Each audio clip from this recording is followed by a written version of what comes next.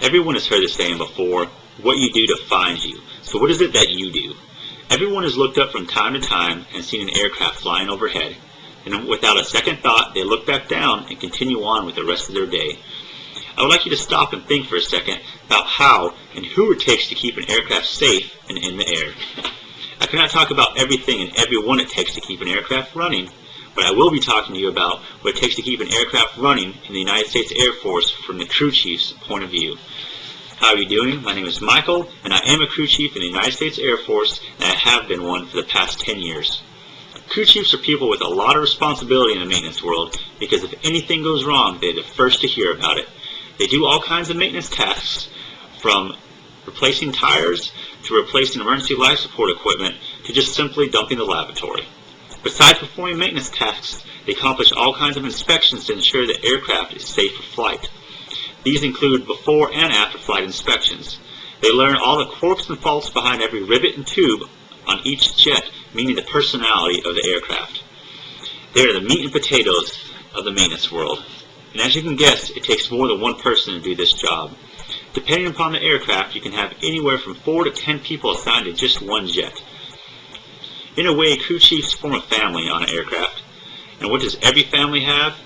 The head of the household. And in the crew chief world, the dedicated crew chief is the head of the household. The DCC is the person who oversees everything on that aircraft, from ensuring the proper inspection and maintenance get completed to ensuring his personnel get the proper training. The title Dedicated Crew Chief says it all, dedicated.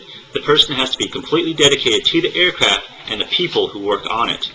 You have to know when to ask for a little more downtime for your jet and for your people. You have to know your people, because if they're not happy in their personal lives, they don't work as hard. And if they don't work as hard, somebody else has to pick up the slack, and it all snowballs from there.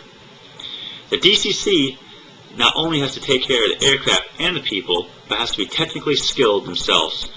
You have to work hard and study for tests just to stay qualified. Most of the skills that you learn, you're required to test on at least annually. And this is because when you work on an aircraft, you have to stay on your toes and you have to know, not guess. Becoming a dedicated crew chief does not just happen overnight. Just like any other job, you start at the bottom and work your way up. The DCC is the top of the line in the crew chief world. And being a crew chief is a family-oriented job. It requires you to care about what you are doing and what the person next to you is doing. And just like any other job, the harder you work, the higher you go. A crew chief must learn and develop new skills every day just to stay sharp. Perhaps next time you see an aircraft flying overhead, you just might give it a second thought. Thank you.